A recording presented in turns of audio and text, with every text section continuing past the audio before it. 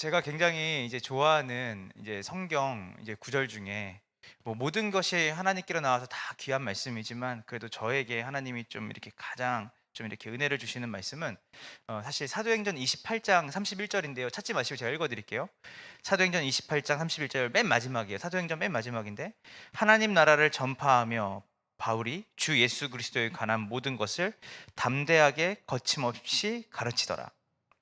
근데 원래 이것에 더 적합한 말은 뭐냐면 장애물 없이 방해 없이 말씀을 가르쳤다. 복음을 전했다라는 거죠. 근데 사실 이게 굉장히 많은 부분을 우리에게 이야기하고 있어요. 그러니까 사실 복음이 묶일 수 있나? 그리고 우리가 지금 탈기독교화된 시대에 살고 있거든요. 그래서 사실은 우리가 기독교를 우리가 나의 신앙으로 믿고 따르는 삶을 살아갈 때 세상이 우리를 웰컴하는 세상은 더 이상 아닙니다.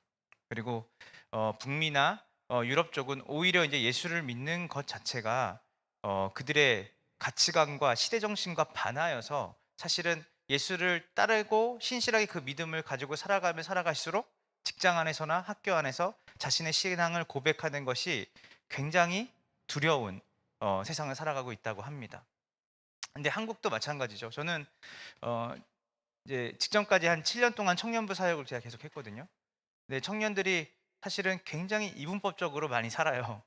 제가 진짜 깜짝 놀란 거는 교회 안에 리더로 열심히 사는 친구가 사실은 직장 안에서 살아갈 때는 굉장히 그 복음의 가치를 살아내기에 너무 버겁고 힘든 현실을 살아가고 있다는 걸 많이 느끼고, 또 그 친구들이 굉장히 이 둘을 나눠서 살아가는 삶이 그들 가운데 있다는 것을 또 많이 보게 됐습니다.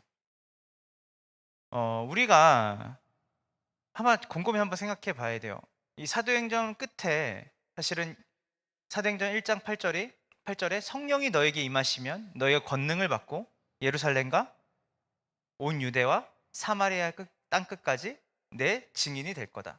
사실 복음은 사실 내가 만난 그 복음이 나에게 역사하신 그 성령 하나님을 통해 말미암아 주어진 그 복음이 나에게서 멈추는 게 아니라 어디까지죠? 땅 끝까지 확장이 되어지는 거예요. 근데 분명히 우리가 기억해야 될 건 뭐냐면 증인이 되리라예요. 되리라. 그러니까 너가 노력해서 되란다는 게 아니라 하나님의 언약이죠. 약속이에요. 그래서 이 복음의 확장, 그리고 복음이 땅까지 전해지는 일은 우리의 열심과 우리의 능력으로 되어지는 것이 아니라 하나님께서 그 일을 이루실 것이에요. 그리고 그 일을 하나님께서 우리를 통해 일하신다고 하신 것이에요. 믿으시죠? 자, 근데요, 이 복음이 전파되는 일에 사실은 우리는 이런 얘기를 많이 하거든요. 와, 지금 아까 말했던 것처럼 탈기독교화된 세상 속에서 포스트 모더니즘 세상 속에서 우리가 복음을 전하는 것이 얼마나 힘든지 아세요? 이전에는 이전보다 지금이 더 세상이 악하고, 지금 뭐 IT 기술이나 뭐 글로벌 세상이 되면서 사실은 여러 가지 유해 매체나 사실 시대 정신이 너무나 빨리 우리의 삶 가운데 침투하는 세상 속에서 우리가 살고 있기 때문에 지금 우리가 신실하게 복음을 믿고 복음을 전하는 일은 굉장히 힘들고 어려운 시기가 됐습니다. 이런 이야기를 굉장히 많이 들어요. 근데 여러분, 제가 한번 여러분께 되물어요. 한 번도, 단 한 번도 역사 속에서 우리가 그럴듯하게 보이는 시대는 있었지만 아담이 타락한 이래로 단 한 번도 복음을 사람들이 기쁘게 받아들인 적이 있다 없다? 없어요. 그러니까 한 번도 복음 자체를 사람들이 기쁘게 받아들인 적이 없어요. 왜냐하면 타락한 죄된 본성으로 사람들은 그들의 힘과 능력으로 복음을 받아들이고 기뻐했던 시대가 없었다는 거예요.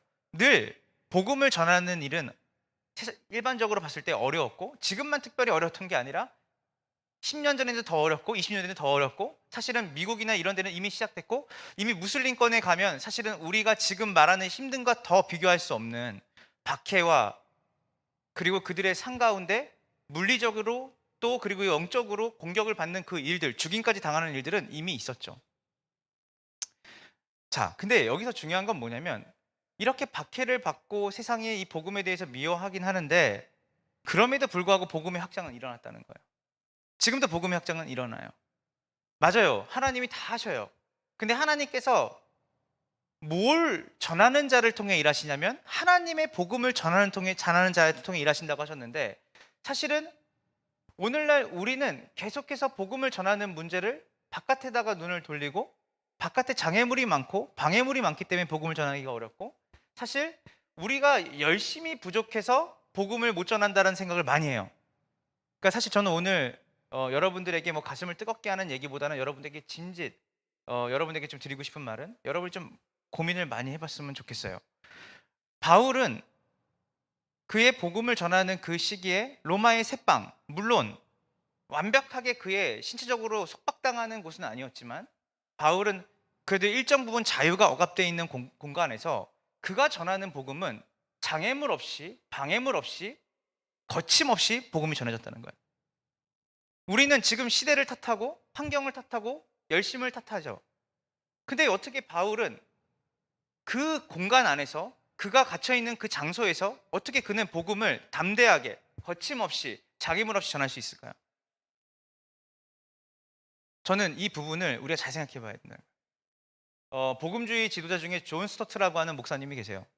이 존 스토트가 뭐라고 말했냐면, 정말 하나님의 말씀이 진리고 정말 복음이 능력이라면 이 복음과 진리는 어느 곳에 심겨도 복음이고 진리라고 했어요. 믿으시죠? 그래서 사실 이 말은 뭘 의미하는 거냐면, 세상이 어둡다고 핑계대지 말아라, 세상이 박해한다고 핑계대지 말아라, 그리고 세상이 어둡다고 핑계대지 말아라.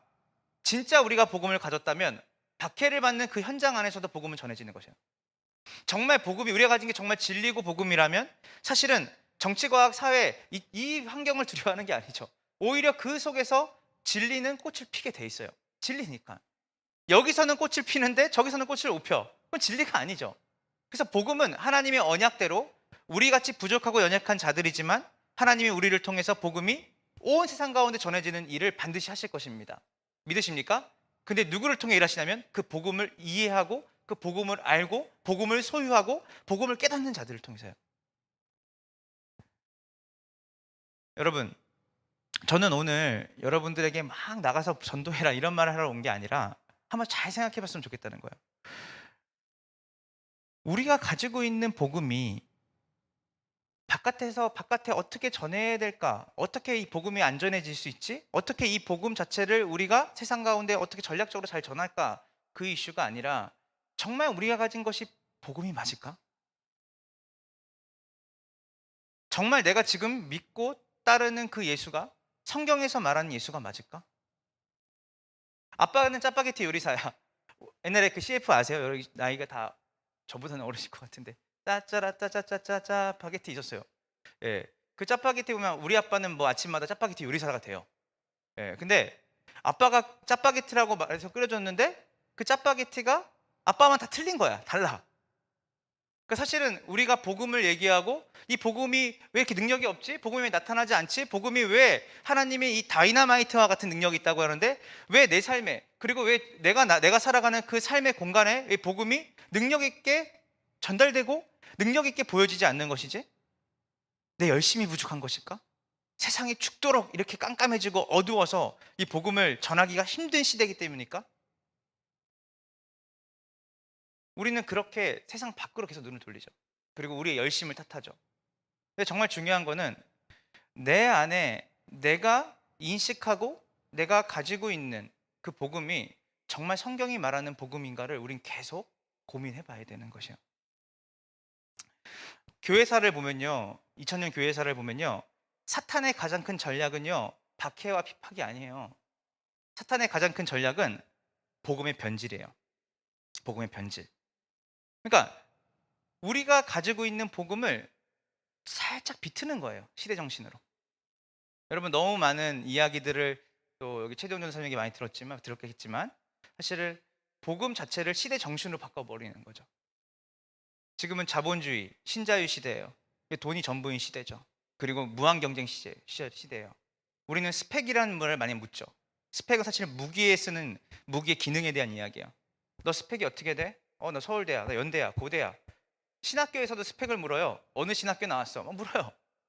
근데 사실은 말은 묻지만 그 안에는 그 스펙니즘이 발동되는 거죠. 사실은 우리는 복음 자체를 오늘날 이 시대의 가치에 맞게 우리가 변질시키거든요. 번영신학, 기복주의, 또 우리가 말하는 어떤 하나님께서 우리를 저 고지를 올려주셔서 영향력 있는 사람으로 우리를 만드셔서 복음을 전한다는 생각, 성경에 그런 얘기 없습니다. 그냥 교묘하게 복음이 아닌 세상의 가치가 복음을 뒤트는 것이죠. 뒤트는 거예요. 자, 한번 이제 여러분께 한번 생각해 보세요. 우리가 만약에 가지고 있는 복음이 성경이 말하는 복음이 아니라 세상의 가치로 물든 복음. 사실 여러분이 저는 그렇지 않을 거예요. 저희 리빌딩 워십은, 저희 WOG는, 저희 로자는 절대 그렇지 않습니다. 아니요. 우리가 장담할 수 없어요.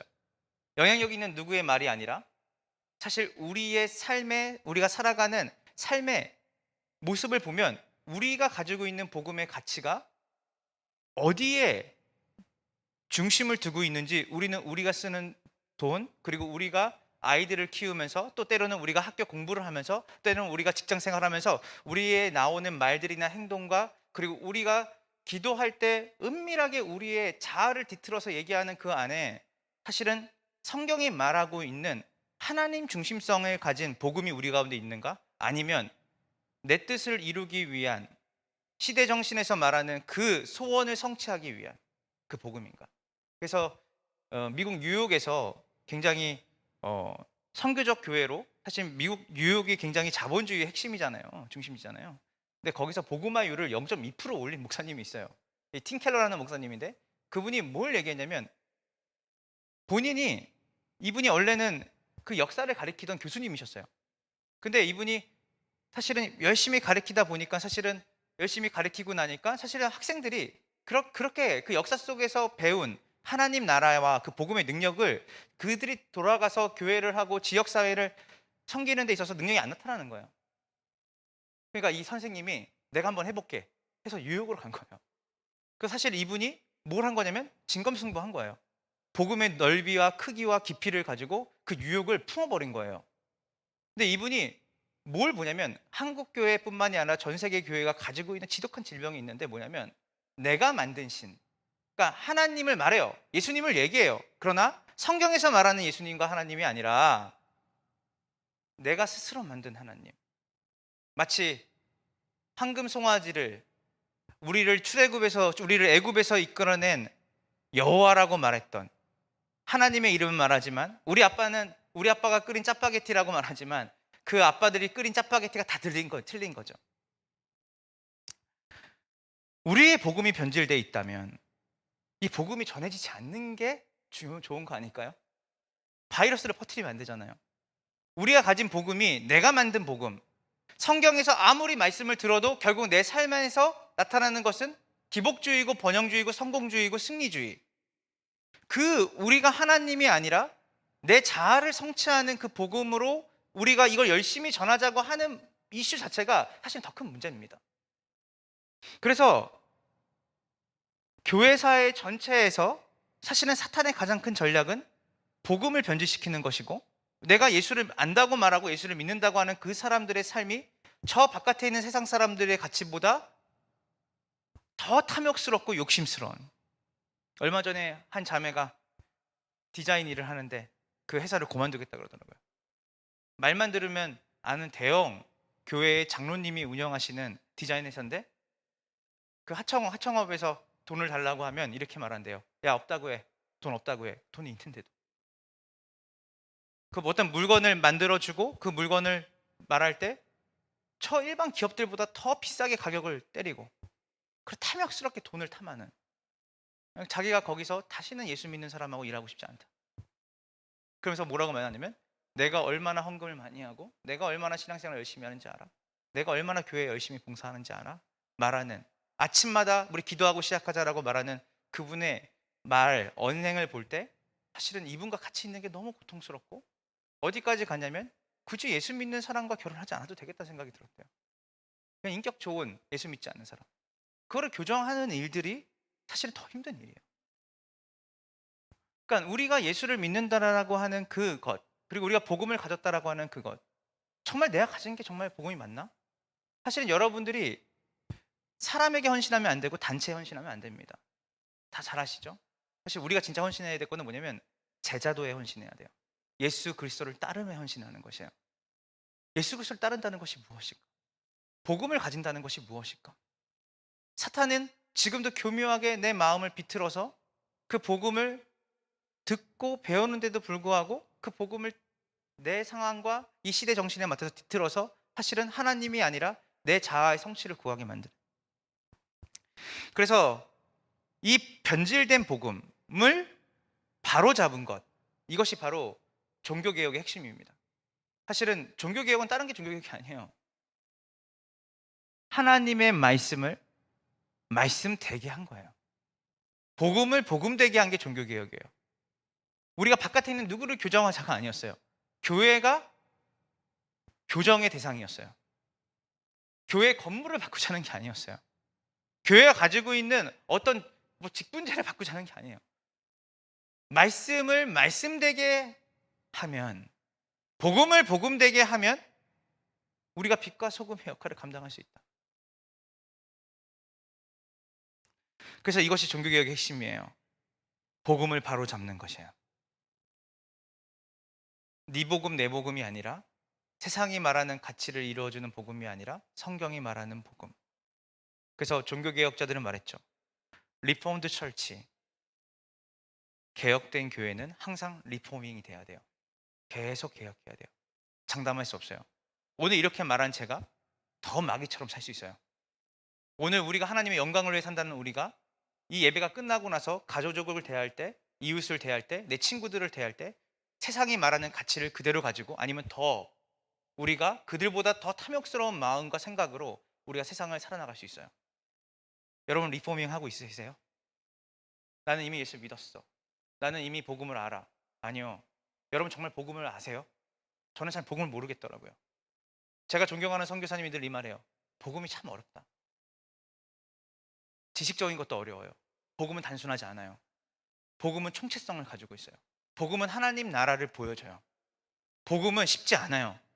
여러분들이 예수 그리스도를 통해서 여러분들이 그분께 인도받았지만, 여러분이 정말 구원을 받았지만, 사실 여러분은 긴 여정을, 그 우리에게 주신 그 사랑과 은혜를 알아가는 긴 여정을 가셔야 돼요.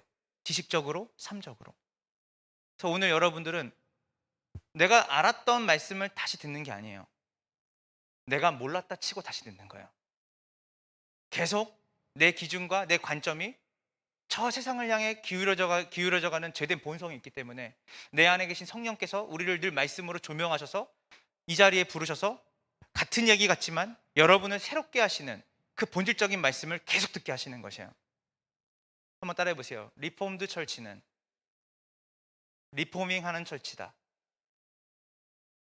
계속해서 주님을 알아가야 돼요. 계속해서 주님을 닮아가려고 노력해야 되고, 계속해서 복음을 알려고 노력해야 되는 것이죠. 여러분 예수님께서 광야에서 시험을 당하셨어요. 잘 아시죠? 몇 번 당하셨죠? 3번 당하셨어요. 근데 여러분 그 광야에서의 시험이 여러분 뭔지 잘 아시죠?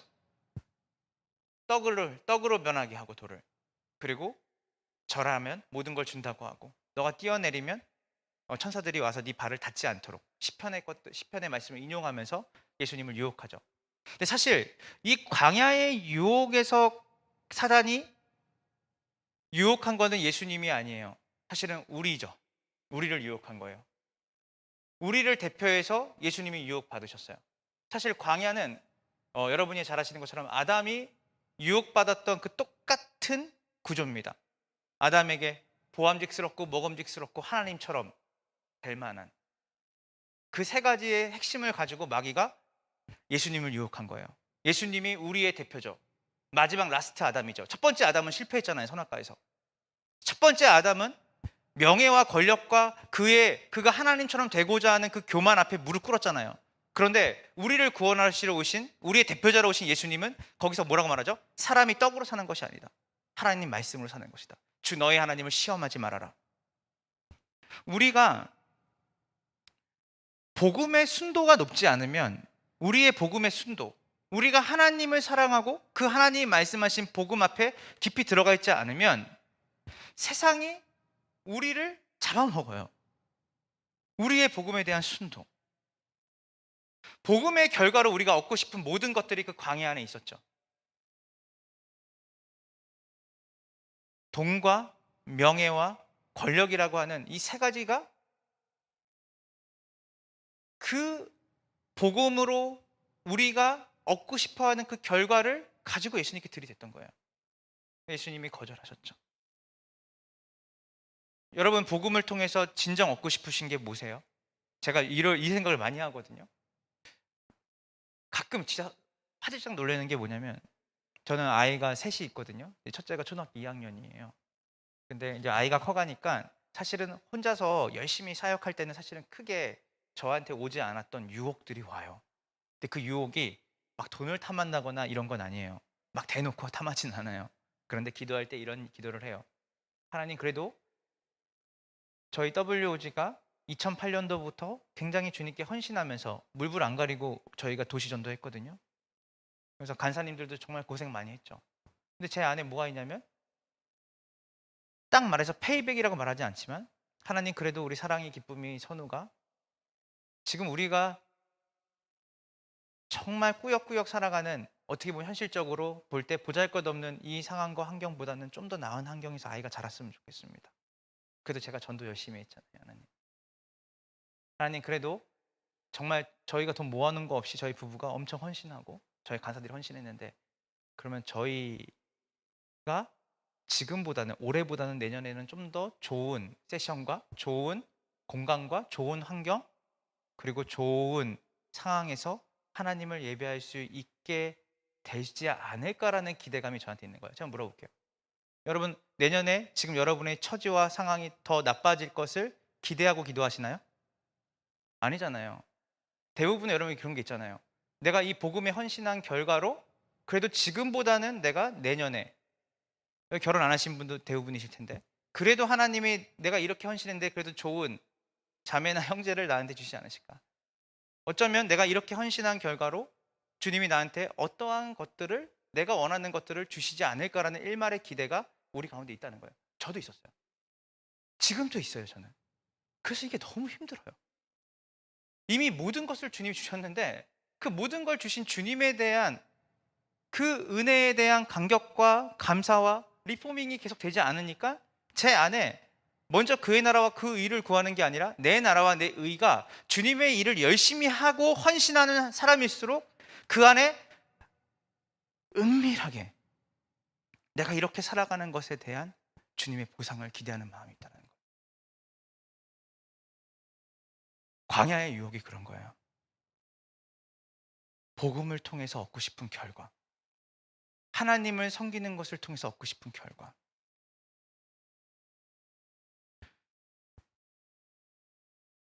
그래서 우리가 성경이 말하는 하나님, 그리고 복음에 대해서 우리가 성경이 뭐라고 이야기하는지를 깊이 생각해 봐야 돼요. 여러분, 성경의 저자가 누구시죠? 하나님이시죠. 그래서 여러분이 독자의 의도가 중요하지 않아요. 성경을 읽을 때. 죄송해요. 여러분, 소설을 읽을 때 여러분의 의도를 가지고 여러분이 그 소설을 읽으면 그 소설이나 문학 작품이나 다 작가의 의도를 벗어납니다. 그래서 우리는 항상 어떤 책을 보거나 영화를 볼 때 저 감독이, 저 저자가 어떤 의도로 저 글을 쓰고 저 장면을 연출했을까? 정말 무서운 거는 우린 모두 다 아전인수하죠. 그러니까 우리가 원하는 대로 성경을 읽어요. 그래서 성경을 저는 백독, 이백독 하시는 분들이 좀 사실 두려울 때가 있어요. 이분들이 성경을 많이 읽은 것에 대해서 그 신앙을 거시거든요. 근데 성경을 많이 읽는 것보다 중요한 건 뭐냐면, 이 성경의 저자이신 하나님께서 우리에게 성경을 어떤 의도로 주셨는지를 파악하고 보는 것이에요. 그 의도를 놓치게 될 때 사실은 우리는 우리 중심적으로 성경을 읽기 시작하죠. 나중에 저자의 의도를 알 때 화들짝 놀라요. 이게 이런 내용이었어? 이게 이런 뜻이었어? 그래서 우리가 성경을 아전인수할 때 그 하나님의 의도를 비틀 때 나오는 게 뭐냐면, 내가 원하는 것을 이루어 주시는 예수님이에요. 여러분, 세계적인 뮤지컬 아시죠? 지저스 크라이스트 슈퍼스타. 사실은 내가 원하는 것을 이루어 주신 예수님 슈퍼맨으로 만드는 것이죠. 그리고 우리도 그 슈퍼맨이 되기 원해요. 해방 신학이라는 게 있거든요. 해방 신학. 근데 여러분, 그 독재 정권이나 그리고 굉장히 지독한 가난 가운데 있는 나라들은 지금도 그들에게 성경을 가리키면 그들은 다 그것을 어떻게 하냐면 불의한 정권에 총칼 들고 저항하는 걸로, 때로는 그들의 가난과 그들의 헐벗음을 벗어나게 하시는 그 하나님에 대한 기대를 그들이 가져, 당연한 거죠. 근데 사실은 정말 위험한 건 뭐냐면 그들이 모든 성경을 다 그렇게 읽어내는 거예요. 우리를 이 악독한 이 압제에서 벗어나게 해주시는 하나님, 우리를 위협하고 우리를 가난하게 만드는, 그리고 우리를 이렇게 힘들게 살아가는, 인권이 유린되게 만드는 그곳에서 벗어나게 하시는 하나님으로 생각해요. 그래서 폭력적으로 많이 운동을 합니다. 그들이 총도 들고 칼을 들고, 원수를 사랑한다는 말, 그리고 말고의 귀를 자른 베드로에게 칼로 흥한 자는 칼로 망할 거다, 칼을 들지 말아라. 사실 이 부분이 그들에게 상관없죠. 그들에게 중요한 거는 그들에게 예수는 해방자 예수니까. 무슨 말인지 아시겠어요? 우리가 저자의 의도를 놓칠 때 우리는 모두 다 우리의 상황 속에서 하나님의 말씀, 하나님의 의도가 아닌 우리의 의도로 복음을 해석하고 하나님의 말씀을 가져온다는 것이에요. 예수님 당시에 유대인들도 메시아로 오신 예수님을 알아보지 못했어요. 왜 알아보지 못했을까요? 구약 성경을 그렇게 읽고 배우고 가르침 받았던 유대인들이에요. 전 깜짝 놀랐거든요. 그, 그 유대인의 유대교를 전공하셨던 분하고 대화를, 학자분이 얘기를 나누는데, 여러분 그냥 기본적으로 10대 초반에 이미 이들은 모세 어경을 달달 외우고 배워요. 글씨를 몰라도 그 성경 그 내용을 다 파악하고 외우게 키운대요. 자, 그리고 그들이 선지서나 시가서나 이런 시편도 사실은 우리가 말하는 16, 17살 될 때 이미 이들은 그 내용들을 다 이해하고 그들은 쓰기도 하고 배우기도 하면서 그렇게 평생을 지내요. 근데 여러분, 그 유대인들이 예수님을 못 박아 죽였어요. 왜 죽였을까요? 그 예언대로, 구약의 언약대로 오신 예수님인데 그들이 정말 어릴 때부터 그것을 암송하고 배우고, 그리고 부모가 문지방에도 붙이고 이마에도 붙이고 뭐 다 하나님을 사랑하고 가르치고 했는데 그들이 예수님을 죽였어요. 왜 죽였을까요? 자기의 의도와 맞지 않았거든요. 이 메시아는. 제가 여러분에게 예언할게요. 예, 예언할게요. 이거 진짜 제가 예언자는, 제가 확실하게 뭐 어떤 미래를 보는 예언자는 아니지만, 예, 그냥 세속적인 예언의 제가 의미를 가지고 예언하자면, 여러분들은 하나님께 진짜 많이 실망할 겁니다. 앞으로 살면서. 여러분 하나님께 정말 실망 많이 하실 거예요. 저도 거의 하나님께 1년에 거의 대부분을 실망하면 살거든요. 왜냐하면 내가 의도한 하나님과 성경이 의도한 하나님이 너무 달라서. 이때쯤은 이렇게 해주셔야 되는 거 아니야? 라는 데 그냥 죽으라고 할 때가 있어요. 내가 원수를 사랑하고 내가 더 품으려고 하면 그 사람이 내게 돌아와서 정말 감격했습니다, 감사합니다, 그런 말 잘 안 나오더라고요. 우습게 보지. 건의 있고 카리스마적인 그런 어떤 리더십을 내려놓으면 사람들이 와 환호하고 역시 이게 좋은 리더십이라 말할 것 같지만 그렇지 않더라고요. 오히려 카리스마 있고 재앙적 구조에 더 복종하려고 하고 눈치 보고, 그리고 내가 복음 사역을 열심히 한다고 해서 내 삶에 변화 없더라고요. 아이들은, 아픈 애들은 계속 아파요. 다치지 말아야 되는 상황인데 우리 애는 왜 이렇게 잘 다쳐? 선교지 가서 2번 수술했어요. 수술하고 병원 가니까 3분의 1이 지나갔더라고. 너무 실망스러워요. 내가 의도한 하나님은 저런 하나님이 아닌데, 사실은 2019년도에 제가 목사 한수 받고 다 공부하고 단체하고 그 성경적인 복음을 내가 붙잡고 살아가겠다고 노력했던 사람인데도 그 상황과 환경 속에서 내가 의도한 하나님을 내가 요구하고 있더라고.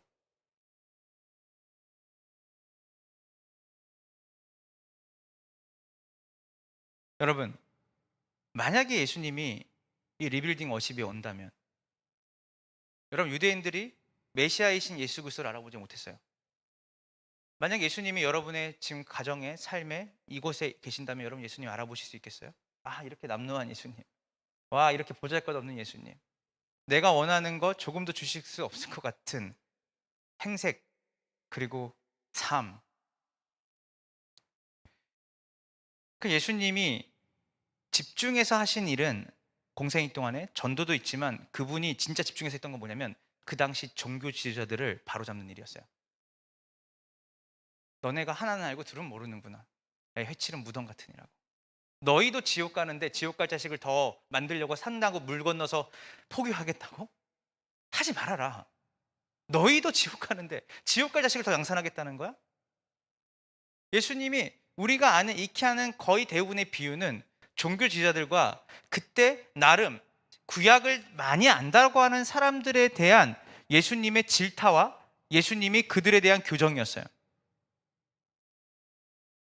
우리의 기대로 만들어낸 빗나간 예수님, 우리의 기대를 저버린 예수님. 저는 이 지점이 회심이라 생각해요. 여러분이 세상이 타문학 타 종교가 말하는 지성이면 감천이면 이루어주시는 신, 그리고 내가 목적하고 원하는 게 있다면 계속 그것을 계속 기도로 해서 소나무째 뿌리 뽑는 기도, 특세 열심히 해서 100일 200일 하면 보좌를 움직여서 하나님의 보좌를 움직여서 이루어주시는 하나님, 그런 하나님 성경에 없습니다. 하나님의 뜻은 신실하셔서 여러분이 기도하면 기도할수록 그분의 뜻이 여러분의 삶 가운데 이루어지는 거지 여러분이 원하는 것이 이루어지지 않아요. 그래서 여러분 한번 따라해 보시겠어요? 열심이 아니라 진리다. 그러니까 우리가 열심으로 전도하는 게 중요한 게 아니에요. 열심으로 예배하는 게 중요한 게 아니에요. 열심으로 우리가 교회를 섬기고 열심으로 우리가 일터에 나가서 우리가 열심히 사형리 전하고 열심히 내 삶으로 뭔가를 보여주려고 하는, 왜냐하면 내가 알고 있는 복음이 그렇게 말하니까. 그런데 열심은 중립적 가치예요. 여러분들이 아까 말했던 것처럼 바이러스를 잔뜩 가졌는데 잘못된 건데 그것을 열심히 전하려고 하면 말려야죠. 하지 말라고 해야 되는 거예요. 저는 이 코로나 기간이 사실은 저는 하나님이 선하신 분이시잖아요. 하나님의 기뻐하심을 하나님이 허용하신 거예요. 이거는 하나님의 주권적으로 하나님이 허용하신 거예요. 여기서 우리는 이거를 재앙과 저주로만 보면 안 돼요. 사실 우리가 원래대로만 돌아가면 오늘도 이렇게 예배 드렸어요. 대면으로. 와, 이제 우리가 코로나 끝났으니까 모일 수 있는 사람 다 모여서 예배 드리자. 좋아요. 중요한 거는 우리가 이 코로나 이전으로 돌아간다고 해서 그때 교회가 정말 부흥기였고 세상 사람들이 박수쳤던 상황이었는데 코로나가 와서 지금 교회가 이렇게 힘들어진 것일까? 제가 선교지 떠나가기 전에 2019년도에 이미 대한민국 교회는 핵폭탄을 맞았습니다. 세습 문제로, 부정부패 문제로, 정치적인 이슈로, 그리고 가난하고 사회적 약자를 돌보지 않고 자기들의 이익 계산만 따지는 교회로 이미 세상과 소통이 불통이라고 이미 판정을 받고 2019년도에 이미 침몰하는 타이타닉 같았어요. 그때 코로나가 터진 거예요. 사람마다 해석은 다를 수 있어요. 그러나 제가 몸담고 있는 선교계는 늘 이렇게 얘기해요. 하나님 우리에게 기회를 주셨다. 왜냐하면 해왔던 것을 멈출 수 있는 힘이 우리에게 없어요. 우리는 늘 해왔던 걸 해야 돼요. 근데 그 해왔던 것을 강제로 멈출 수밖에 없었던 사건이 뭐냐면 코로나 사건이에요. 그때 우리는 지금도 마찬가지예요. 우리는 뭘 해야 되냐면 이전으로 돌아가자가 아니라 정말 우리가 본질을 가지고 있나? 정말 우리가 복음을 가지고 있나? 2019년도로 다시 돌아간다면 모든 게 좋은 것일까? 우리가 2019년도로 돌아가서 해왔던 것들을 지속적으로 하는 것이 좋은 것인가? 아니죠. 우리가 놓치고 있던 것이 무엇이었을까? 정말 우리가 그 복음의 그 은혜와 깊이를 아는 공동체로 존재했었나? 그러니까 사실 우리가 복음을 가지고 있으니까 이 복음을 2019년처럼 2019년 이전으로 열심히 하자가 아니라 정말 우리가 진리를 잘 붙들고 있나? 정말 우리가 진리를 계속 확인하면서 가고 있나? 여러분, 그래서 이스라엘 민족의 이슈, 그리고 오늘 우리의 이슈는 그 당시에 예수님 당시에 열심이 아니었죠. 그들은 이미 열심을 많이 냈어요. 여러분, 바리새인들과 서기관들을 우습게 보면 안 되죠. 우리가 바리새인들이 완전 거의 우리 누구 욕할 때 가볍게 마치 동네 꼬맹이 욕하는 것처럼 욕하는데, 바리새인들의 그 말씀을 지키려고 하는 열심은 사실 여러분들이 가진 열심이 몇백 배입니다. 서기관들은요 늘 필사하는 게 우리 필사 아시죠? 서기관들은 늘 필사하는 사람이에요. 성경을. 여러분, 그들의 열심이 우리보다 못해서 주님이 그들을 질타한 게 아니에요. 그들의 열심이 진리가 아닌 곳으로 향했기 때문이에요. 진리를 가장 가까이 가지고 있고 진리를 말하고 진리를 지키고 진리를 쓴다고 하고 진리를 가장 많이 암송하고 있다고 하는 그들이 예수님이 그들을 교정해야 되는 일에 자기의 공생의 3분의 1을 쓰셨다고. 여러분, 주기도문 아시죠? 예수님이 주기도문은 주님이 우리에게 가르쳐 주신 기도예요. 그렇죠? 하늘에 계신 우리 아버지여 이름이 거룩히 여김을 받으시면 나라의 임하옵시며 뜻이 하늘에서 이루어진 것 같이 땅에서도 이루어져라. 뜻이 뭐라고요? 하늘에서 이루어진 것이 땅에 이루어지는 것이 주기도문의 핵심이에요. 내가 이루고 싶은 것을 하늘로 올리는 게 아니라 하나님께서 이루시고 싶으신 일들이 내 삶 가운데 우리의 공동체 가운데 이루어지는 것이 주기도문이에요. 하다못해 여러분 오늘날 우리에게 일용할 양식을 주옵시고, 우리 일용할 양식을 달라고 할 때 이거는 그래도 구하라고 하니까 구하는 거 아니에요? 근데 여러분 아세요? 잠언 30장 7절 9절을 보면 이 일용할 양식을 주님께서 인용하실 때 아굴이라는 사람, 아굴이라는 사람이 있어요. 그 아굴이라는 사람이 뭐라고 말했냐면 잠언에 이렇게 얘기했어요. 내가 두 가지 일을 주께 구하였사오니 내가 죽기 전에 내게 거절하지 마옵소서. 내가 주님께 두 가지를 구합니다. 거절하지 마세요, 주님. 이 아굴이 믿음의 선배가 뭐라고 말하냐면 처음에는 헛된 것과 거짓말을 내게서 멀리 하옵시며 나를 가난하게도 마옵시고 부하게도 마옵시고 오직 필요한 양식, 원문으로 보면 일용한 양식이에요. 일용한 양식으로 나를 먹이소서. 왜? 가난하게도 하지 마시고 부하게도 하지 마시고 나를 오직 필요한 양식으로 먹여주세요. 왜 그럴까요? 9절 나와요. 혹 내가 배불러서 하나님을 모른다, 여호와가 누구냐 할까 하오며 혹 내가 너무 가난하고 도둑질하면 내 하나님의 이름을 욕되게 할까 봐 두려움입니다. 일용할 양식을 구하는 것조차도 하나님의 영광이었어요. 내가 너무 많이 가지면, 너무 부하면 내가 하나님을 잊을까 봐 두렵습니다. 내가 너무 가난하고 도적질하면 하나님의 이름이 저 때문에 욕되게 될까 봐 두렵습니다. 주기도문 전체는 우리의 필요와 우리의 원하는 것을 구하는 것이 아니라 하나님의 영광에 관한 것이에요. 하나님의 뜻을 구하는 것이고 우리의 일용할 양식을 구하는 것조차도 내가 하나님의 자녀로서 하나님의 영광에 합당한 자로 살아갈 수 있도록 하나님, 제게 필요한 게 아니라 하나님이 보실 때 제가 주님을 저버리지 않고 주님의 이름을 욕되지 않게 하나님, 주님이 보실 때 필요한 양식을 주시옵소서. 만약에 얻게 하신다면 그것 또한 하나님의 영광을 위해 제가 쓰임받게 하소서. 이 기도입니다. 우리는 지상 대위임령, 그러므로 너희는 가서 모든 족속을 제자로 삼아 아버지와 아들과 성령의 이름으로 세례를 주고 내가 너희에게 가르치고 지키라 한 모든 것을, 분부한 모든 것을 가르쳐 지키게 하라. 우리는 그래서 열심으로 모든 족속으로 가는 것에 우리는 관심이 많지만 우리가 이 마태복음 우리가 28장의 이 지상 대임령의 핵심은 뭐냐면 다 아실 거예요. 디사이플스예요. 제자 삼는 것이에요. 그 제자를 누가 삼죠? 제자가 삼아요. 제자가 아닌 사람이 제자를 삼으려고 하면 문제가 돼요. 자기 제자를 삼는 것이죠. 그리스도의 제자를 삼는 것이에요. 그분이 분부하고 가르친 것을 지키게 하는 것이에요. 그래서 우리가 누군가에게 복음을 전하고 누군가에게 전도를 하고 누군가에게 선교를 하기 전에 내가 길들인 예수가 아니라 내가 머리로 정보로만 가지고 있는 복음이 아니라 실제로 내가 가진 그 복음이 성경에서 말하고 있는 그 진리에 적합한 복음인지를 확인하고 그 복음 안에서 내가 살아가려고 몸부림치는 사람이냐가 중요한 것이지, 우리가 많은 나라에 가서 많은 사람을 만나고 많은 집회를 하고 이게 이슈가 아니에요. 오히려 주님은 소수에게 집중하셨죠. 우리가 나가서 전도를 하는 것에 대한 도전을 받기 전에 정말 내가 가지고 있는 그 복음이 진리에 합당한 복음이신가? 세상이 어둡다고 복음이 능력이 없다라고 말하기 이전에 실제로 내가 가진 복음이 내 삶의 능력이 되고 있는가가 중요한 거죠. 내가 경험한 복음, 나에게 실제가 된 복음이 중요해요. 여러분, 초대교회의 복음, 사실 여러분 우리가 초대교회로 돌아가자면 많이 하잖아요. 초대교회가 어디를 말하면 되냐면요, 오순절 막아야 될 방에 성령이 임했어요. 교회는 사람이 만든 게 아니죠. 성령이 오심으로 탄생했어요. 그래서 성령 강림과 교회의 탄생은 생일이 같습니다. 그래서 교회는 우리끼리 신앙생활 하기 어려우니까 힘드니까 우리 같이 모여서 예배드리자고 해서 생긴 게 아니에요. 하나님께서 교회를 세우신 거예요. 그래서 성령이 오시고 교회가 탄생했어요.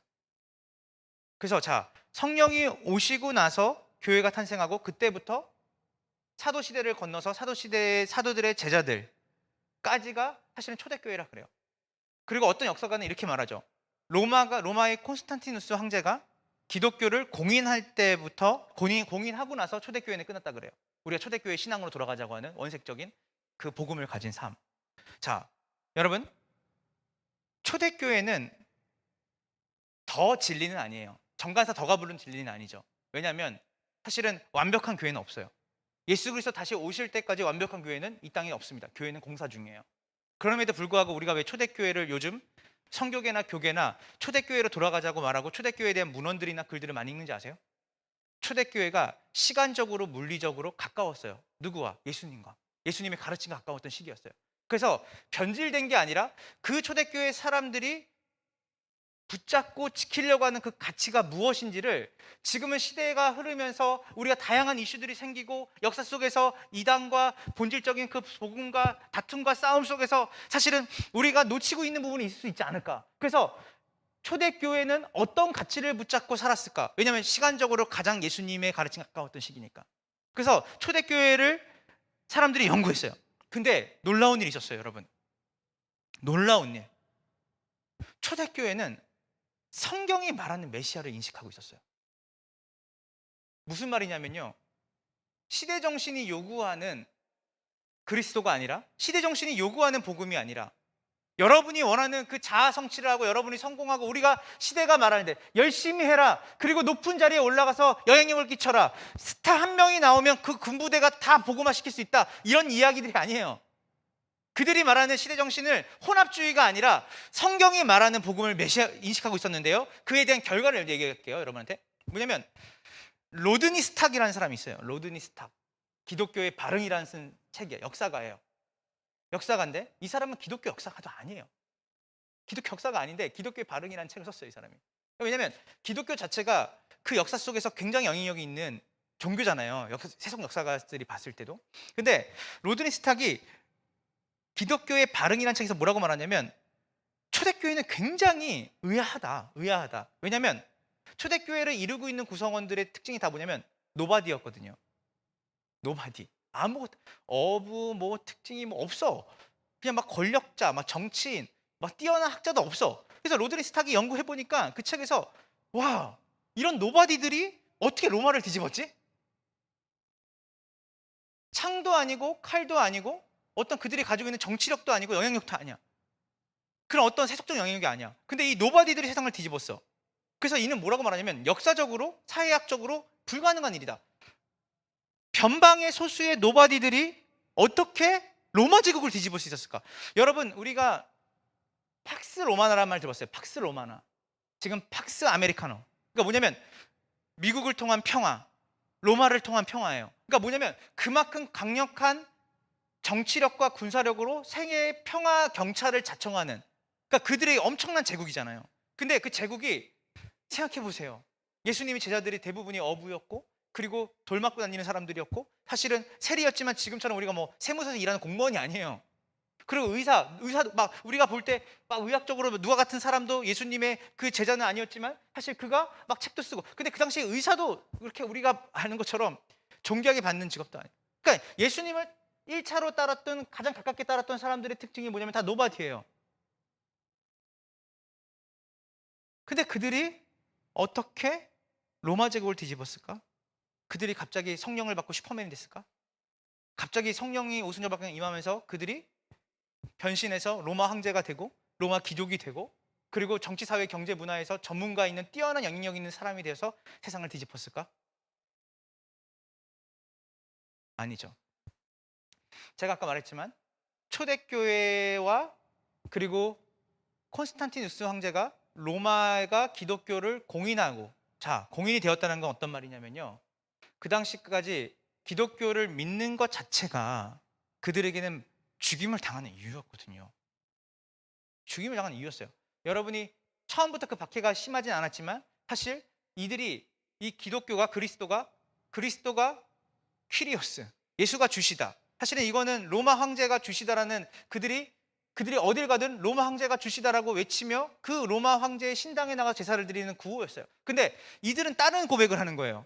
그리스도가 주시래요. 그러니까 사실은 로마 황제의 황권과 정면으로 충돌되는 사건인 거죠. 사실 정치적으로 예수님이 정치적으로 그 교회 다니는 사람들이 그렇게 했던 건 아니지만 그들의 신앙의 고백이 그들과 의도하지 않게 정치적 이슈가 돼버리는 거예요. 그래서 박해가 시작이 돼요. 점점 가속화돼요. 근데 그 박해가 되면서 사실 세상이 볼 때는 이 바퀴벌레와 같은 기독교 멸절돼야 되는 거예요. 그런데 참 신기한 일이 벌어지죠. 치고 때리고 막 약을 뿌리고 하는데 이 기독교인들이 점점 많아지고 더 나아가서는 로마 황제의 여동생까지도 회심이 되네. 그러니까 로마가 정치적, 저는 콘스탄티누스 황제에 대한 여러 가지 얘기가 있거든요. 어떻게 기독교를 공인했을까? 그가 뭐 십자가를 보고, 사실은 정치적으로나 사회적으로 역사적으로는 그걸 많이 지지하진 않아요. 그건 하나의 신화 같은 얘기예요. 실제적으로는 그가 정치적으로 핀치에 몰렸기 때문에 어쩔 수 없이 영향력이 가장 큰 종교 하나를 그가 받아들였어야 됐어요. 정치적으로. 그게 기독교였다라고 다 다수를 얘기해요. 그러니까 여러분, 그만큼 이렇게 핍박받고 박해받았던, 그리고 노바디들이 모였던, 로덴스탁이 얘기했던 거죠. 사회적으로 정치적으로 전혀 로마와 대적할 수 없는 그들이 사실은 로마가 부인할 수 없는 세력이 됐고, 그들을 통해서 사실은 정치 권력도 유지될 수밖에 없었던 영향력을 가졌어요. 사실 그들이 중심부에 진출한 게 아니라 그들은 그들이 할 일을 한 거예요. 복음 안에서. 자, 그리고 나서 콘스탄티누스 황제가 공인을 했어요. 그랬더니 마이너였던 그들이 메이저가 된 거죠. 이제는 예수를 안 믿으면 오히려 불이익을 당하기 시작했어요. 예전에 예수를 믿지 않으면 그들이 감옥에 끌려가고 사자밥에 던졌는데 180도 역전이 된 거죠. 이제는 예수를 믿는 것 자체가 그들에게 유익이 되는 거고, 로마 제국의 전체에 있는 사람들은 사실 반강제적으로 그들이 그 제국에서 살려면 기독교의 속에 들어갔어야 됐어요. 그러니까 강제로든 반강제적으로든. 이걸 우리는 크리스텐덤 시대라 그래요. 그러니까 뭐냐면 이제는 기독교를 믿지 않으면 오히려 차별을 받고 박해를 받는 시대가 온 거예요. 근데 로드니스탁은 그 점을 얘기해요. 그때부터 기독교는 무너지기 시작했어요. 잘 생각해 보세요. 예수 믿는 우리가 돈이 많아지고 부자가 되어지고 세상이 우리를 웰컴하면, 와, 예수 믿는 사람 더 많아져서 우리는 굉장히 이 기독교가 건강해지고 튼튼해지고, 어느 학교를 가도 다 미션 스쿨처럼 예배드리고, 기업에 가도 자 예수님 그 십자가 걸어놓고 우리가 다 기도하고 하루 시작하고, 이렇게 되면 좋을 것 같은데 오히려 기독교가 거꾸로 가기 시작했어요. 부패하기 시작했어요. 그들이 예수 그리스도의 이름 때문에 생명을 걸었던 그들이 이제는 예수 그리스도의 이름을 팔아서 부귀와 영화를 누리려고 하는 태도로 사람들이 나오기 시작한 거예요. 그래서 콘스탄티누스의 그 기독교의 공인에 대한 이슈는, 과거에는 와, 기독교가 그렇게 로마 시대 때 공인이 돼서 우리한테 굉장한 쾌거다라고 말하지만, 사실은 역사적으로 특히 교회사적으로 보면 그 공인하는 것 자체가 기독교의 절망을 가져온 것이에요. 여러분, 오늘 여기 있어요. 여러분이 의도한 예수님이 있을 수 있어요. 우리가 이 로마의 제국의 중심부에서 로마를 지배하고 로마를 통치하고 기독교의 이름을 걸고 우리가 승리의 깃발을 걸어서 기독교의 영향력이 커지고 복음의 영향력이 커지는 게 아니라는 것이에요. 여러분, 저는 저희 단체에서 선교지로 선교사들을 파송을 했는데, 사실은 제가 깜짝 놀랐던 거는 그 선교지에서 들려오는 이야기들, 그리고 제가 이제 국제 로잔대에 갔을 때 느꼈던 건 뭐냐면, 사실은 그 복음주의, 그러니까 복음을 전하는 국제 모임이에요. 근데 거기서 오니까 깜짝 놀란 게 아프리카 사람도 오시고 남미 분도 오시고 저 가난한 나라에서 와요. 지금 남미 교회가, 남미 아시죠? 남미 교회가 가장 큰 부흥기를 맞이하고 있어요. 진짜 옛날에 우리 한국 교회 80년대 90년대에 있었던 일들이 막 일어나요, 남미에서. 근데요, 이분들하고 또 아프리카 분들하고 만나서 얘기를 하면 깜짝 놀래요. 이분들이 기대하는 예수가 어떤 예수냐면요, 자신들을 부욕해 하고 부자가 되어지고 정치적으로 유력한 사람을 만들어주는 예수에 대한 기대감이 가득 차 있어요. 교회 지도자들이에요. 그래서 존 스토트라고 하는, 아까 말했던 그 목사님 뭐라고 말하냐면, 남미 교회의 성장은 앞문을 많이 열어놓은 거예요. 왜냐하면 예수 믿으면 병이 낫고, 예수 믿으면 건강해지고, 아까 말했던 것처럼 예수 믿으면 우리가 기대하는 바를 이루어줄 거라고 이야기하는 남미 교회의 문은 커요. 대문이 열려 있죠. 사람들이 막 들어와요. 근데 들어오는 만큼 뒷문으로 사람들이 많이 나가요. 왜냐하면 그들의 기대를 이루어주지 않는 거예요.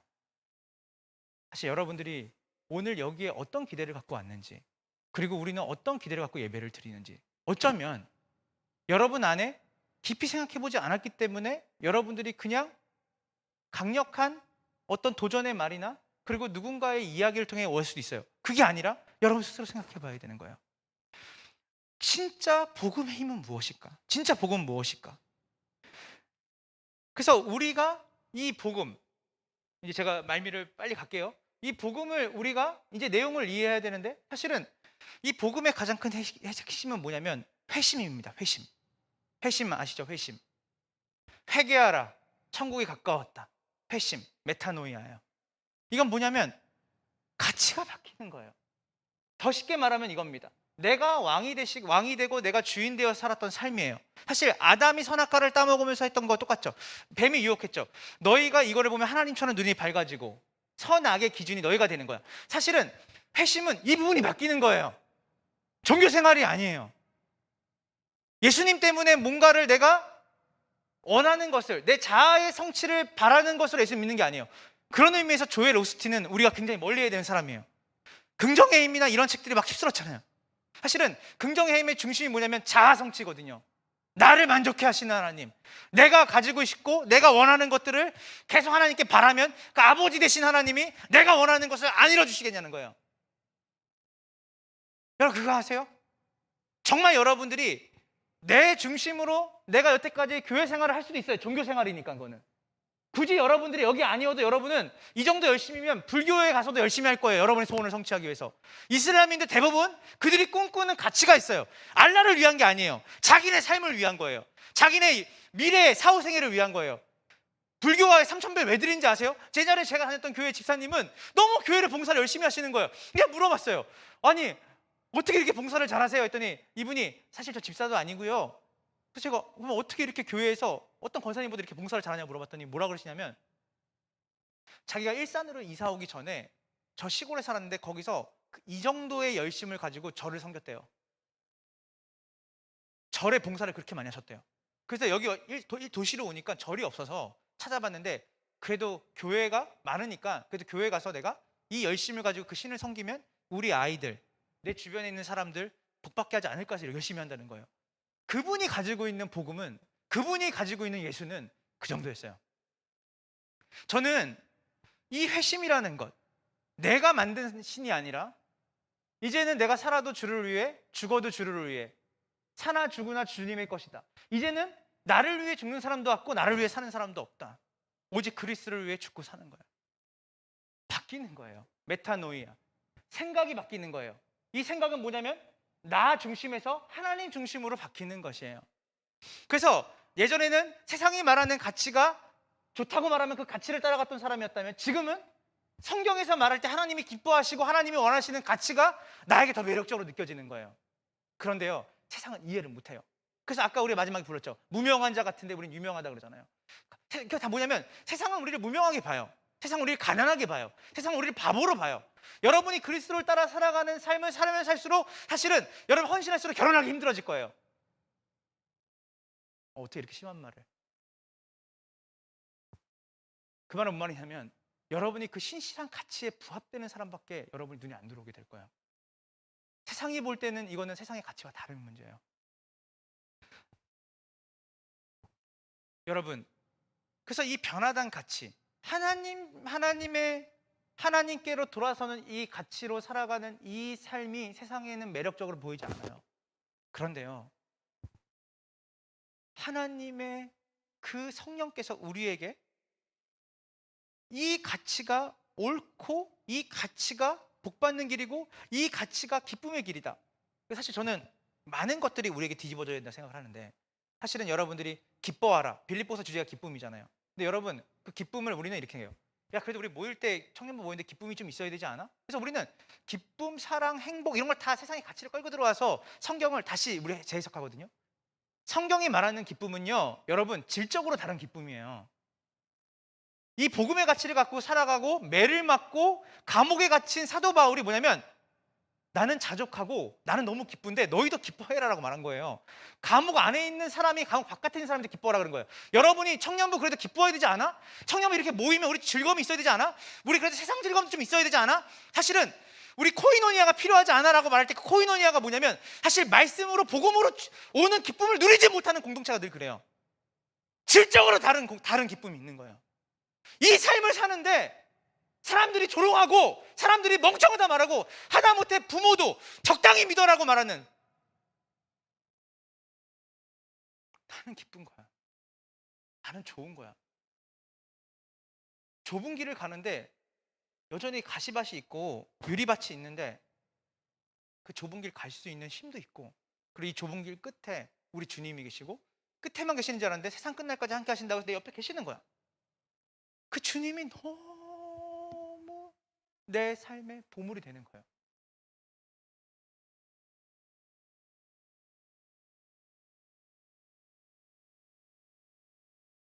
여러분, 고린도 후서 4장 7절에 10절에 이렇게 나와요. 그러니까 여러분이 잘 아시는 것처럼 질그릇에 담긴 보화이신 예수예요. 그러니까 나 같은 질그릇에 담기신 예수. 내가 박해를 받고 거꾸림 당하고, 그리고 내가 사람들한테 조롱거리가 되고, 너 이 나이 먹도록 너 어떻게 살았냐, 너 그리고 이렇게 토요일 날 이 시간에 와서 이렇게 예배 드린 게 맞아? 좀이라도 네 여가 생활 즐기고 네가 원하는 삶을 살아야지. 저희도 청년부 예배가 토요일 6시에 있었거든요. 네. 제가 뭐 숫자를 자랑하는 게 아니라 저희가 6, 70명이 늘 모였어요, 토요일 6시에. 그래서 우리가 예배가 9시에 끝났어요. 9시 반. 그러니까 사실 토요일 날 6시에 오는 친구들은 사실 예배 준비하는 친구는 4시부터 와 있어요. 걔네들은 토요일 날 일 끝나고 바로 와서 6시에 섬기는데 예배 강요한 적 한 번도 없어요, 우리. 처음에는 예배가 너무 길어요. 새가족들이 정착 못 하겠어요. 왜 이렇게 예배? 근데 여러분, 시간이 가니까 이너서클들이 넓어지는 거예요. 복음에 대한 기쁨, 감사, 그리고 그 말씀을 들으면서 오는 회복. 근데 그 말씀이 우리가 원하는 가치를 말하는 게 아니라 하나님으로부터 오는 가치에 대한 그 기쁨, 만족, 그게 있는 것이에요. 저는 여기 있는 분들한테 물어보고 싶어요. 여러분 리빌딩 어십하고 여러분들이 여기 와서 이 교회에서 또 섬기시는 분들이 있으시겠죠. 여러분이 지금 이 토요일 날 이 한금 같은 주말에 모여서 예배를 드릴 정도의 열심이면 여러분이 굉장히, 저는 하나님을 사랑하시는 분이 생각해요. 여러분, 이걸 꼭 기억하세요. 하나님으로 만족하는 것과 하나님이 주시는 것으로 만족하는 것은 많은 차이 있어요. 아브라함에게 내가 너의 상급이다. 오늘 주님이 저한테 아무것도 주시지 않으셔도, 주님이 오늘 이 예배를 드리고 내가 이 길을 가는 것에 있어서 주님이 저의 삶에 아무것도 이루시지 않더라도 주님, 저는 주님으로 충분합니다 라고 하는 고백. 세상이 볼 때 기이한 거죠. 이상한 거죠. 조롱거리가 돼요. 저 바보 아니야? 어떻게 저렇게 살지? 그래도 그 신을 통해서 그 신이 너에게 뭔가를 줘야 되는 것을 기대하고 그 신이 주는 것을 좀 누리면서 그것을 가지고 간증해야 사람들이 그 신에게 오지. 아니에요. 그 신이, 그 하나님이신 그분, 우리의 유일한 신이신 그분이 내 삶의 전부가 돼버리니까 가난하거나 부한거나 그렇게 별 차이가 없어요. 왜냐하면 그분으로부터 만족이 오니까. 그분 자체가 복음이니까. 그분의 손이 복음이 아니라, 그분에게 나오는 어떤 것이 복음이 아니라 그분 자체가 복음이니까. 그래서 나 같은 질그릇에, 나같이 죄인 중에 괴수인 나의 삶에 보배이신 예수 그리스도가 담겨져 있다는 그 사실, 그분이 나를 위해 자신의 전부를 내어주시고 그 하나님 나라를 상속으로 주셨다는 것 자체가 너무 감격스러워서, 보이는 것으로 살지 않고 보이지 않는 그 영원한 가치를 갖고 살아가는 것이 기쁨이고 즐거움이 되어지는. 여러분, 그 시편 23편에 선하신 목자 아시죠? 선하신 목자 날 사랑하는 분. 근데 우리는 항상 그가 나를 푸른 풀밭에 누이시며 실만한 물가로 인도하시는도다에 굉장히 은혜를 받죠. 그러나 내가 사망의 음침한 골짜기로 다닐지라도, 사실은 여기서 중요한 건 뭐냐면 나에게 부족함이 없는, 처음에 나오죠. 여호와는 나의 목자시니 내게 부족함이 없다. 그 부족함 없으신 분이 나를 푸른 초장으로 이끄셔서 부족함이 없는 게 아니라, 나를 사망의 음침한 골짜기로 나를 환경이 바뀌어도 부족함이 없다. 똑같은 거예요. 어느 환경을 주셔도 나는 부족함이 없는데 그 이유가 뭔지 알아요? 주께서 나와 함께 하시니까. 기독교인들이 가지고 있는 가장 큰 태도는 뭐냐면 환경에서의 그 환경을 해석하는 능력이거든요. 정말 복음이 우리 안에 있다면 지금 여기 있는 분들 중에 캄캄한 동굴 속에 살고 계신 분 있을 거예요. 그리고 그 캄캄한 동굴이 내년쯤이면 벗어날 수 있을까? 어쩌면 우리의 신앙도 사실은 좀 더 나아질 거라고 하는, 내 환경이 나아질 거라는 기대로 살아갈 수 있어요. 여러분 기억하세요. 복음은요, 사막을 초원으로 바꾸는 게 복음이 아니라, 복음은 사막에서도 꽃을 피게 하는 게 복음이에요. 이 복음의 씨앗이 어느 환경과 상관없이 열매를 맺고 모든 새가 깃들 만한 나무가 되어지는 것이에요.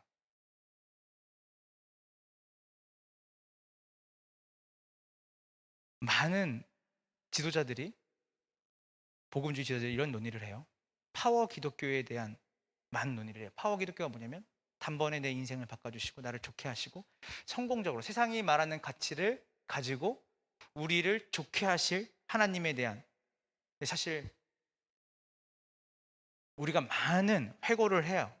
뭐냐면 선교지에서 이 가치, 세속적인 가치를 가지고 선교를 하는 선교사님들을 다 다시 돌려보내야 된다. 다시 오라고 해야 된다, 한국으로. 놀라운 말이죠. 그래서 지금은 뭐라고 말하냐면, 우리가 과거에는 많은 선교사들을 보내고 이 교회가 전도팀 빨리 구성돼서 빨리빨리 나가자가 우선이 되었다면, 지금은 생각해 봐야 된다. 왜냐하면 선교지와 그리고 복음을 전하는 그 현장에서 제발 교회 다닌다고 말하지 마세요. 교회 다니는 사람만 보면 질색한다니까. 그 사람들 더 탐욕스럽고, 그리고 그 사람들이 말하는 가치 다 거짓말이고, 우리가 보니까 예수 믿는 사람이 더 가난하게 살아. 뭐 예수 믿으면 복 받는다 그러고 예수 믿으면 건강해진다고 하는데, 예수 믿는 아이들이 더 공부 못해. 그러니까 선교지에서 사실은 혼합주의적 복음을 가지고 살아가는, 가르치고 살아가는 선교사들을 많이 보내는 게 중요한 게 아니라는 거예요. 우리 옛날에 양적으로 승부를 걸었어요. 선교 대국! 한국교회가 4분의 1이 기독교인! 지금 바뀌었어요. 이제는 어떤 선교사를 보내야 될 것인가? 어떠한 그리스도인을 세상에 보내야 되는 것인가? 어떠한 그리스도인이 돼서 세상에 살아가야 되는 것인가? 나가! 저 급류가 막 혼탁하게 흐르는데 거기에 사람 구출해야지 하는데 뛰어들었는데 그도 같이 급류에 휩쓸리는,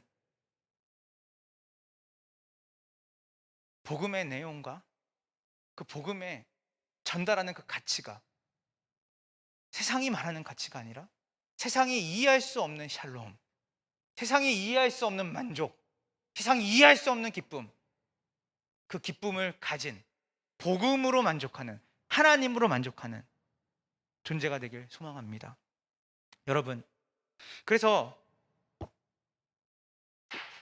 교회 역사를 보면요, 힘이 있는 사람이, 그리고 초자연적인 기적을 일으켜서 신비주의로 가는 사람이 복음을 전파한 게 아니에요.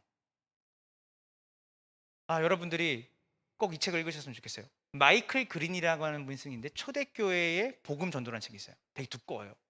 그러니까 초대교회는 어떻게 전도를 했을까? 초대교회 사람들이. 제가 여러분한테 이 전략을 알려드릴게요. 초대교회 사람들은요, 아까 말했잖아요, 노바디들이었어요. 정치인이나 뭐 부자나 이런 사람이 많이 없었어요. 근데 이들이 또한 초자연적인 기적, 죽은 사람을 살리고 막 이런 일들을 해서 사람들 끌어모은 게 아니에요. 우리 여전히 이런 일들을 바라는 사람들이 있죠. 이렇게 하나님 막 초자연적인 기적을 통해서 막 일으키시는 그 일들을 통해서 복음을 전할 수 있다고 기대하는 사람이 있어요. 그렇지 않았어요. 초대교회 사람들은 어떻게 전도했냐면요, 그들은 빨래터에서, 학교에서, 그리고 상업시설에서 막노동을 하고, 그리고 아이를 키우면서, 그리고 그들이 살아가는 가장 사람들이 볼 때 평범한 일상인데 그 일상 속에 살았던 노바디들이, 그들이 가지고 있는 복음과 일치된 삶을 통해서 로마 제국의 복음이 전파되게 됐어요.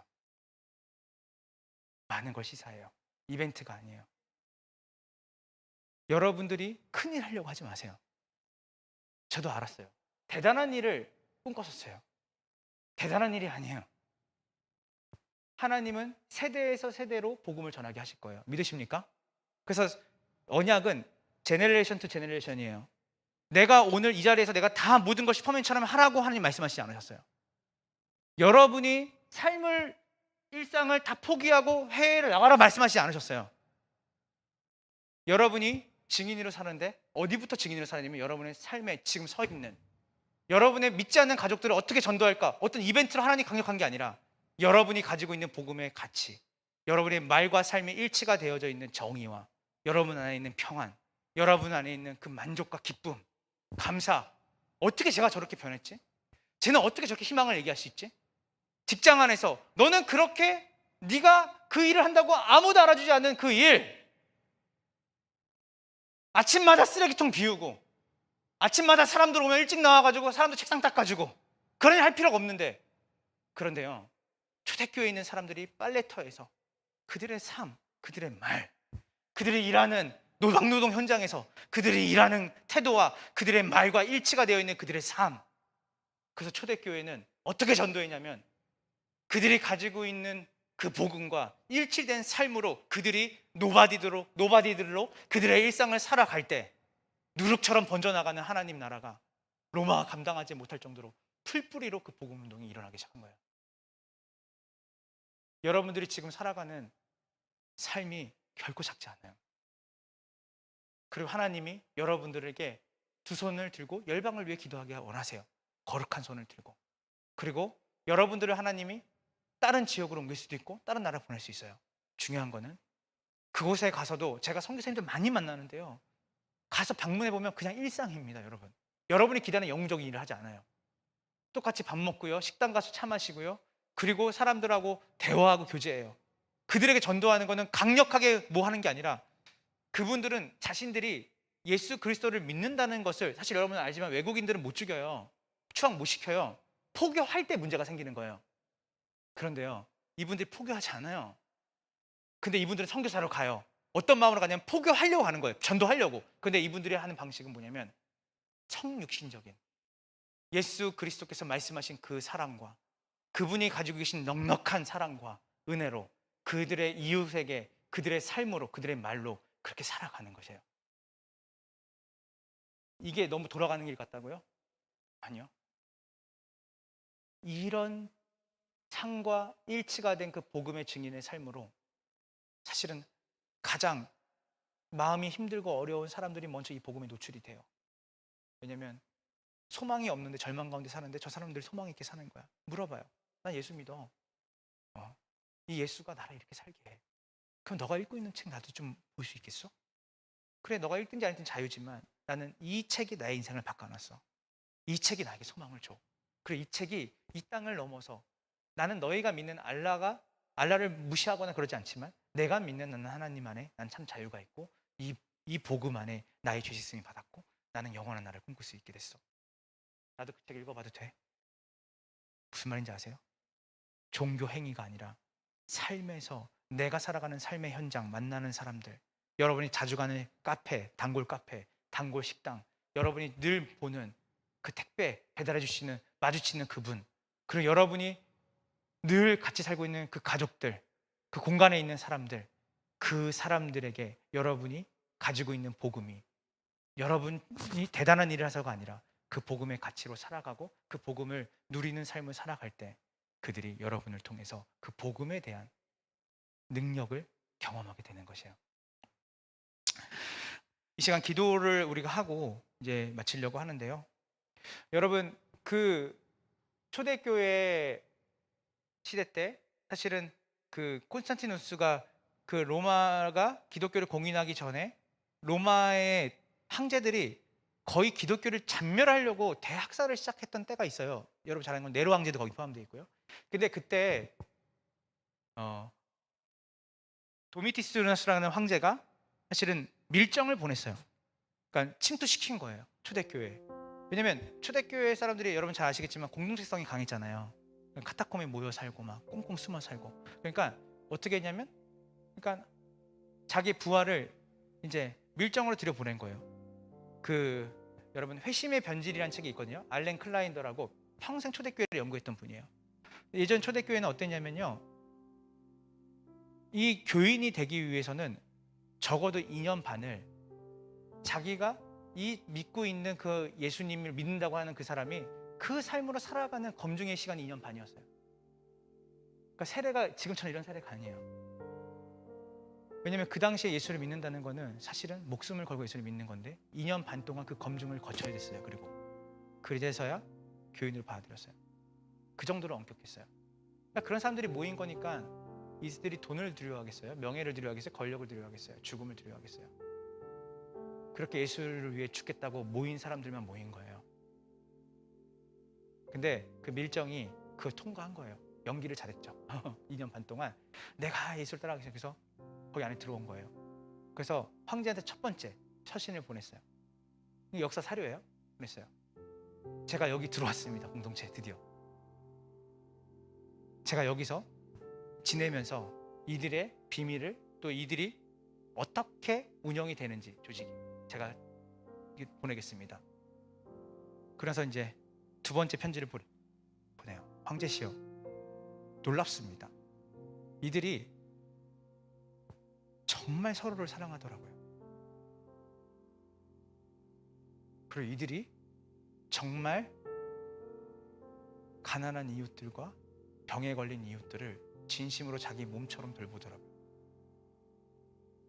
그래서 세 번째 편지가 오고 끝났어요. 안 왔어요. 뭐라고 왔냐면 이렇게 왔어요. 황제시여, 이들을 보십시오. 이들이 얼마나 사랑하는지. 황제여, 보십시오. 이들이 얼마나 세상을 사랑하는지. 황제여, 보십시오. 이들의 사랑에 제 마음이 무너진 것을. 그리고 안 돌아왔대요. 대단한 게 아니에요. 로마의 귀족이 그 숨어서 정말 가장 가난하고 헐벗은 사람들의 속에서 뭘 봤냐면 사랑을 본 거예요. 만족함을 봤어요. 기쁨을 봤어요. 그리고 그 사랑의 중심에 우리의 죄를 위해서, 온 세상을 죄를 위해서 십자가에 못 박혀 죽으신 그 예수 그리스도의 한없는 사랑과 은혜를 머리가 아니라 실제로 말과 삶으로 살아가는 사람을 통해서 그가 금이 한양할 수 있는 기회를 벌었어요. 이 공동체, 이 교회에 머물기를 결단한 거예요. 복음을 만난다는 건요, 세상이 말하는 가치를 좀 더 플러스 1 하거나 2 하거나 하는, 또 심리적으로 좀 더 안정을 줄 수 있는 어떠한 신을 기대는 것이 아니에요.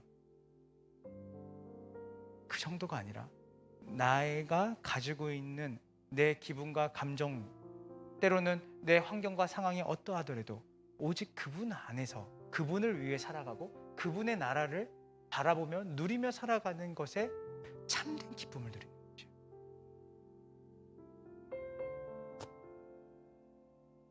이 시간 우리 함께 기도할 텐데요. 저는 오늘 막 뜨겁게 기도하지 않으셔도 되고요. 다 눈을 감으셨으면 좋겠어요. 그래서 오늘 이렇게 기도할게요. 하나님,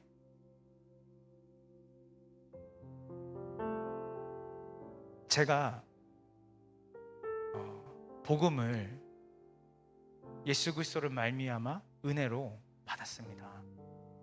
근데 하나님, 그 복음의 내용과 그 복음의 깊이를 정말 진짜 우리가 계속해서 알려고 하는지, 아니면 알았다 치고 알았다고 하고 이미 멈춰서서 이게 과거로 되면 안 돼요. ing로 주님, 내가 말과 삶이, 내 삶이 그 복음의 명확한 가치를 향해 하나님 부합되는 삶으로 살아가기 원합니다.